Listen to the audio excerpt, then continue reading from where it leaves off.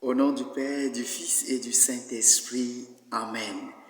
34e dimanche du temps ordinaire, année C. C'est la solennité du Christ roi de l'univers. Cette fête fut instituée en 1925 par le pape Pie XI pour promouvoir le règne du Christ dans la consolidation de la paix, de la justice, du droit, de l'amour et de la dignité humaine dans nos sociétés, dans le monde. C'est pour cela que le pape Pie XI a institué cette fête. Et cette fête, l'Église catholique situe cette fête comme une fête de la fin de l'année liturgique. De la fin de l'année liturgique. Symboliquement, elle projette les croyants vers les temps eschatologiques, vers la fin des temps. La première lecture est tirée du deuxième livre de Samuel, chapitre 100, versets 1 à 3. Tous les tribus d'Israël vinrent trouver David à Hébron et lui dirent: nous sommes du même sang que toi. Le peuple d'Israël avait un roi. Ils avaient demandé à Dieu un roi. Et Dieu leur a donné le premier roi qui fut Saül fut le premier roi. Saül déplaît à Dieu, alors Dieu le destitue. Et alors, David prend le règne, mais David régnait sur Jérusalem. Mais il ne régnait pas sur toutes les tribus d'Israël. Mais c'est après la mort de Saül, les 12 tribus viennent voir David pour le oindre. Ça veut dire frotter d'huile sainte, pour le consacrer comme le roi des Juifs. Comme le roi des Juifs. Le roi des Juifs. La royauté de David, voilà comment David devient roi. Par la volonté du peuple et par le vouloir de Dieu. Le choix du peuple ici est le choix de Dieu. Le choix du peuple est le choix de Dieu. David devient roi selon la volonté de Dieu. Pour régner sur Israël, pour protéger le peuple. C'est pour cela que dans la première lecture, qu'est-ce que le peuple dit à David? Il lui dit: nous sommes du même sang que toi. Nous sommes du même sang que toi. Vous voyez le livre de la Genèse. Adam dit à Ève: voici l'os de mes os, la chair de ma chair. Un entier égaux, un autre moi. C'est un autre. Alors, David sait les sentiments du peuple. David sait les pleurs du peuple. David sait la misère du peuple. David connaît la souffrance du peuple. C'est la chair. Tu es de même sang que nous. Le même sang qui coule dans tes veines est le même sang que nous, ton peuple. Alors David devient le protecteur du peuple. Il devient un compagnon du peuple. Il va accompagner le peuple vers le bonheur. La deuxième lecture, c'est la lettre aux Colossiens. Saint Paul écrit aux chrétiens de Colosse. La première lettre de Saint Paul aux Colossiens, chapitre 1, versets 12 à 20. Frères, rendez grâce à Dieu le Père qui vous a rendu capable d'avoir part dans la lumière à l'héritage du peuple saint. Nous contemplons ici l'œuvre de Dieu créateur. L'œuvre de Dieu créateur. On récite cet hymne, on chante, on fait cette prière pendant les verbes du mercredi soir. Les verbes du mercredi soir, nous chantons cette prière d'action de grâce. Le règne de Dieu fonde et nourrit l'espoir, l'espérance chrétienne. L'espérance chrétienne est nourrie par Dieu.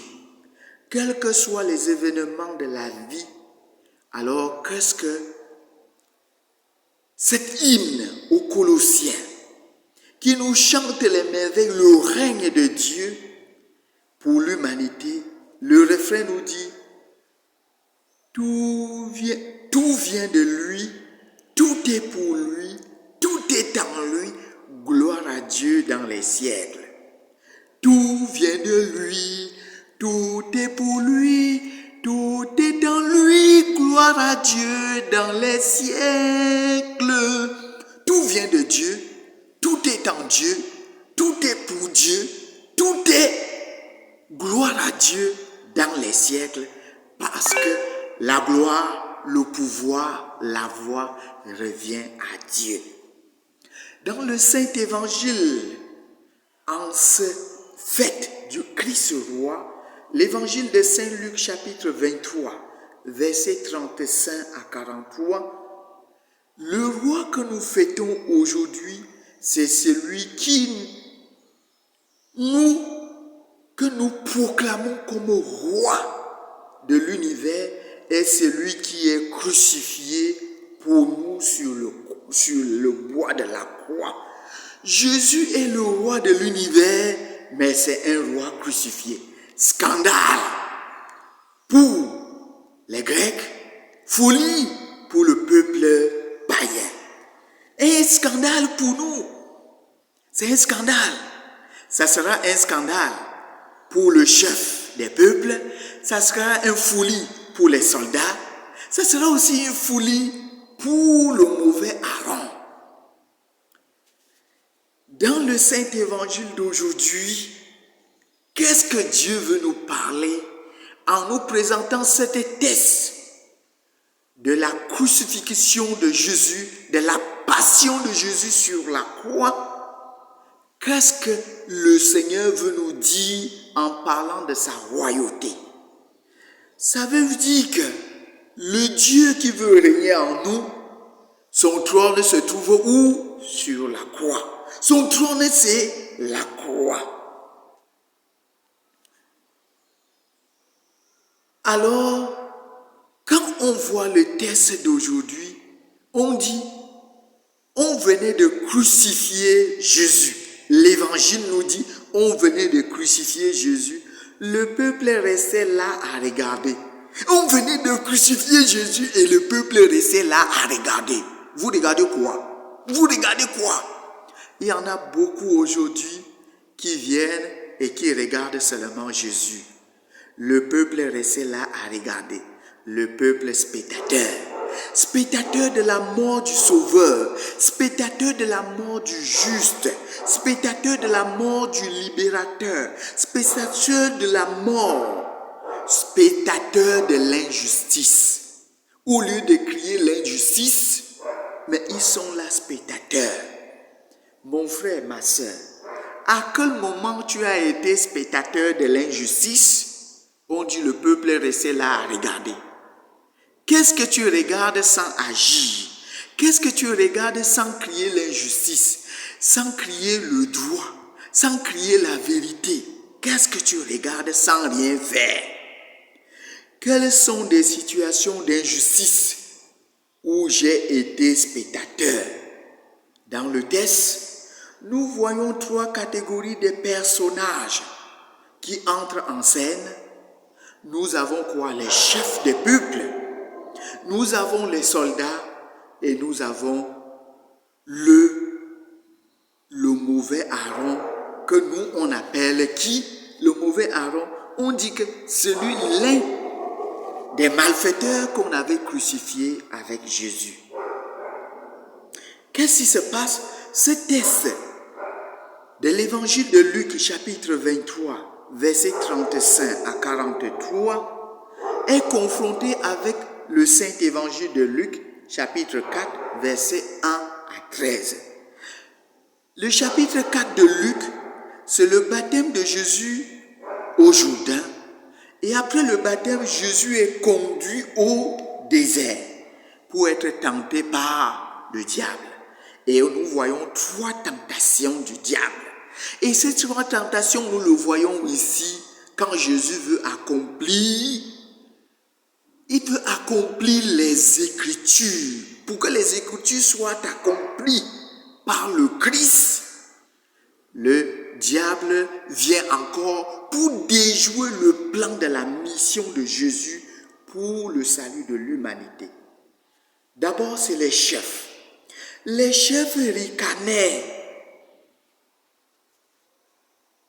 Il disait quoi? Il ricanait, les chefs ricanaient. Il disait quoi? Il en a sauvé d'autres qu'il se sauve lui-même. Jésus en a sauvé d'autres qu'il se sauve lui-même. Mais dans la première tentation au désert, qu'est-ce que le diable a dit à Jésus? Si tu es le Fils de Dieu, ordonne que ces pierres deviennent du pain. Mon frère, ma soeur, les chefs ricanent comme des nombreux chefs d'aujourd'hui, comme des princes d'aujourd'hui, comme les présidents d'aujourd'hui, comme des leaders d'aujourd'hui, comme des chefs de communauté d'aujourd'hui, comme des supérieurs d'aujourd'hui. Ils ricanent. Et ils disent que tu en as sauvé d'autres, sauve-toi toi-même. Médecin, guéris-toi toi-même. Pourquoi ils se moquent de Jésus? Parce que Jésus refuse d'user de son pouvoir pour son profit. Comme eux, ils utilisent leur pouvoir à leur profit, les chefs.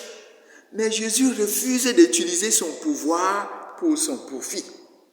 Jésus n'est pas venu sauver sa vie, mais sacrifier sa vie pour le salut de l'humanité. Mon frère, toi qui es chef, toi qui es supérieur, toi qui es leader, on n'était pas placé là-bas pour sauver ta tête, mais c'est pour que tu puisses sauver des multitudes. C'est pour que tu puisses sauver la communauté. C'est pour que tu puisses sortir la communauté du carcan. Toi qui es président, tu es devenu président pour le peuple, pour sortir le peuple de la misère, de la souffrance, du mal-être. Quel chef peut sacrifier sa vie pour son peuple comme Jésus sacrifie sa vie? Ils sont peu nombreux. Beaucoup retournent le pouvoir reçu du peuple, le pouvoir reçu de Dieu contre le peuple.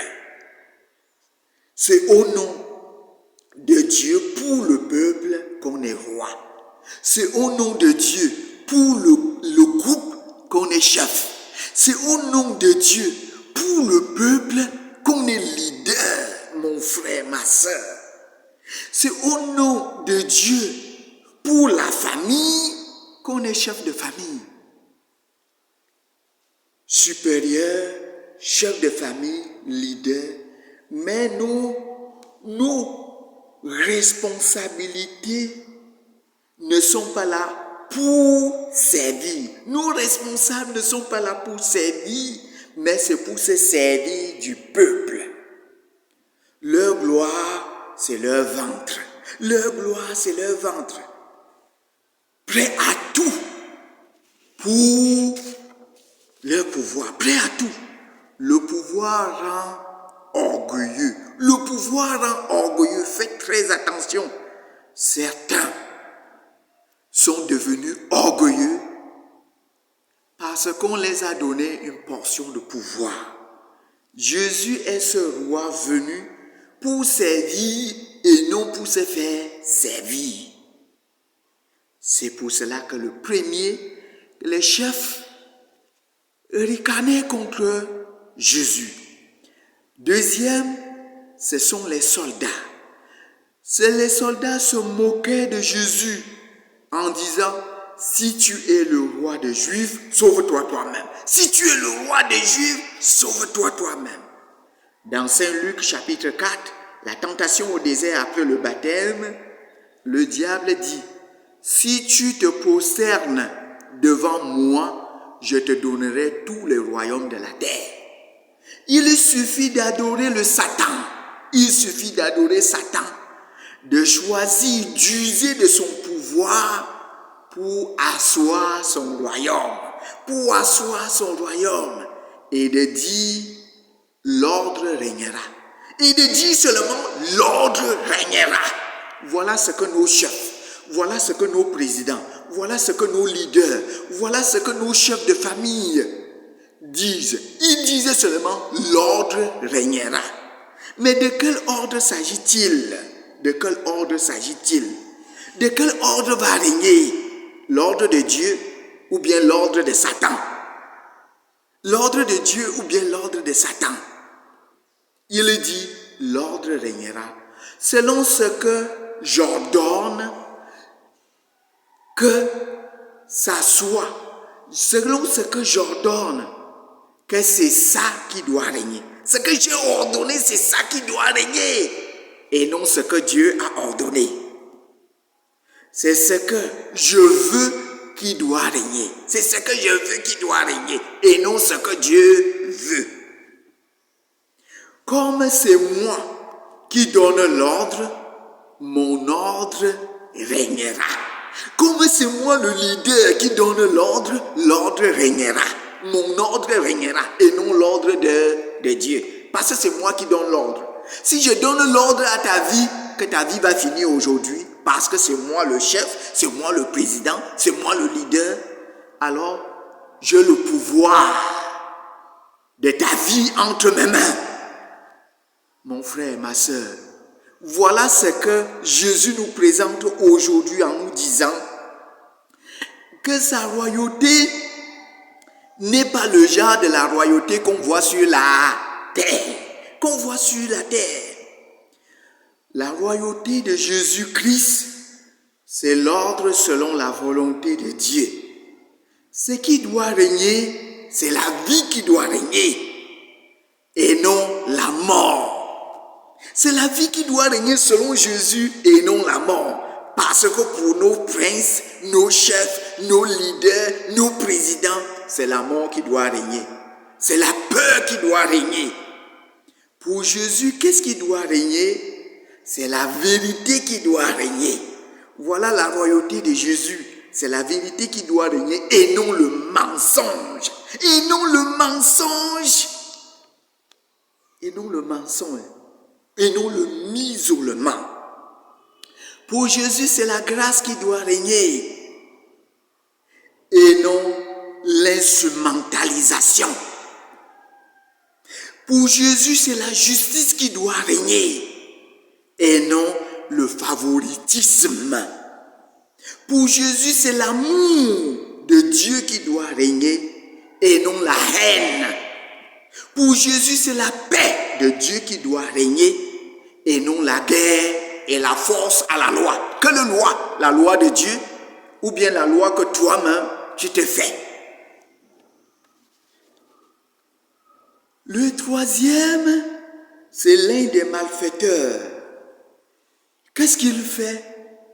Il injuriait Jésus en disant, n'es-tu pas le Messie? Sauve-toi toi-même et nous avec. Sauve-toi toi-même et nous avec. Et qu'est-ce que le diable a dit à Jésus au désert après le baptême? Luc 4. Si tu es le Fils de Dieu, jette-toi en bas. Il donnera l'ordre à tes anges de te prendre entre tes mains. Le mauvais larron, l'un des malfaiteurs, est replié sur lui-même. Il est enfermé sur lui-même. Ses péchés, il garde ses péchés. Il ne veut pas se séparer de ses péchés. Il est emprisonné sur le mal. Beaucoup sont des malfaiteurs aujourd'hui qui se moquent de Jésus. Beaucoup sont des malfaiteurs. Des mal qui ne font pas ce qui est bien. Malfaiteurs. Mais ils sont les malfaiteurs dans la société. Même des malfaiteurs qui ne craignent pas Dieu. Ils restent dans leur péché. Et qu'est-ce qu'ils disent à Jésus? Beaucoup. Jésus est venu pour les malades et les pécheurs. Mais ils disent à Jésus, n'es-tu pas le Messie? Qu'est-ce que tu fais ici avec nous? Qu'est-ce que tu fais ici avec nous? N'es-tu pas le Messie? Beaucoup sont des malfaiteurs, ceux qui mettent Dieu au procès. C'est parce que Dieu ne les aime pas. N'es-tu pas le Messie? Que fais-tu ici? N'es-tu pas le Dieu? Qu'est-ce que tu fais avec ceux qui ne prient pas? N'es-tu pas le bon? Qu'est-ce que tu fais avec les mauvais? N'es-tu pas celui-là qui criait l'amour? Qu'est-ce que tu fais avec ceux qui vivent dans la haine? Mais Jésus nous dit aujourd'hui que si vous le voyez crucifié sur la croix avec les malfaiteurs, c'est parce qu'il est venu pour les pécheurs. Sa place doit être là où il y a les pécheurs. Je suis venu pour les malades, sa place doit être là où il y a les malades. L'église doit être là où il y a les pécheurs et les malades. Qu'est-ce que la place de Jésus, là où il y a les pécheurs? C'est pour les pardonner leurs péchés, c'est pour les sauver, c'est pour les montrer la miséricorde de Dieu. Le travail de l'église auprès des pécheurs, c'est pour les montrer la miséricorde de Dieu. C'est les attirer à la conversion. La place de l'église de Jésus au pied des malades, à côté des malades, c'est pour les donner la guérison.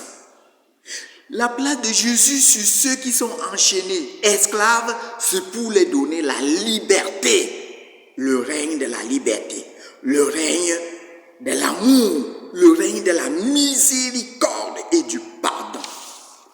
Alors le bon larron maintenant fait des reproches à l'autre. Il fait des reproches à l'autre en disant, tu n'as donc aucune crainte de Dieu? Tu n'as donc aucune crainte de Dieu? Toi qui ignores Dieu, toi qui se moques de la miséricorde de Dieu, il faut avoir la crainte de Dieu. Il faut avoir la crainte de Dieu. Pour nous, c'est juste ce que nous vivons. Après ce que nous avons fait, nous avons ce que nous méritons. Alors, le bon larron est en train de confesser ses péchés. Alors, il fait la contrition parfaite. Il fait un repentir. Après avoir fait ce repentir, il avoue ses péchés. Il avoue ses péchés en disant, pour nous méritons ce que nous sommes en train de vivre parce que nous avons fait le mal. Et après, il renonce à ses péchés en les confessant. Et après ça, le bon larron trouve la réparation en disant que Seigneur Jésus, souviens-toi de moi quand tu seras dans ton royaume. La profession de foi en Dieu nous place pour reconnaître notre péché, notre incapacité de faire le bien, notre incapacité. Sans Dieu, nous ne pouvons rien faire. Jésus, souviens-toi de moi quand tu viendras inaugurer ton règne. De quoi Jésus peut se souvenir de toi, de moi? Quel est le souvenir que le Christ a de moi, a de toi, mon frère, ma soeur? Comme le bon larron dit, Jésus, souviens-toi de moi. Quel est le souvenir que Jésus a de toi, mon frère? Quel est le témoignage que tu as rendu? On dit le peuple est resté là à regarder. Mais c'est le bon larron qui est sur la croix qui a dit que Jésus n'a rien fait de mal. Jésus n'a rien fait de mal. Il a crié l'injustice sur la croix. Il a crié l'injustice sur la croix. Il a témoigné de Jésus qu'il est injuste. Que c'est injuste qu'on condamne le juste. Vous qui voyez les injustices chaque jour, devenez les bons larrons pour condamner les injustices. Devenez les bons larrons pour gagner aussi le ciel. On dit le bon larron est le voleur du paradis. C'est un voleur du paradis. Toi aussi, tu peux voler le paradis en témoignant de l'amour, en témoignant de la justice, en témoignant de la vérité. Le bon larron témoigne de l'innocence de Jésus. Quel geste, quelle parole, quel acte de ma vie est dans les souvenirs de Jésus pour mon salut. Qu'est-ce que Jésus a de moi comme souvenir pour le paradis? Mon frère, ma soeur, c'est le mois des défunts. Pense à ta mort. Que Jésus puisse avoir le souvenir pour toi, pour le bien que tu fais. Que le Jésus puisse se souvenir de toi pour le bien que tu fais. Que Jésus puisse se souvenir de toi pour la justice, pour le droit, pour le respect de l'autre que tu as. Que Jésus puisse se souvenir de toi. Amen. Que Jésus puisse se souvenir de toi. Amen. Mon frère, ma soeur. Le bon larron, en confessant ses péchés, ne remet pas en cause la justice de Dieu.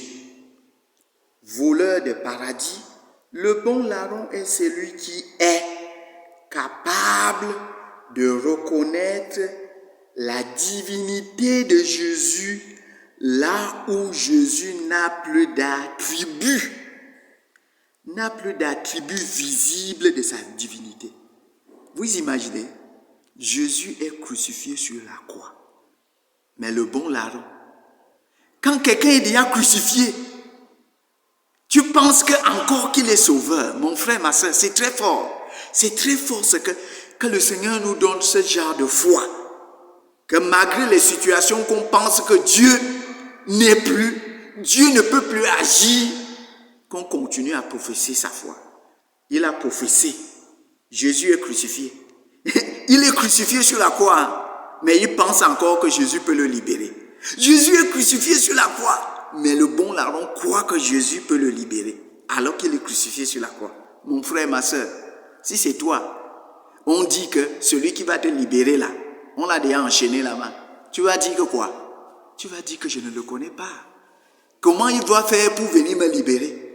Mais le bon larron te dit aujourd'hui que le moment où tu penses que Dieu ne peut plus rien faire pour toi, c'est en ce moment-là que tu dois crier fort ta foi et ton attachement, ton engagement à servir Dieu. Loué soit Jésus-Christ.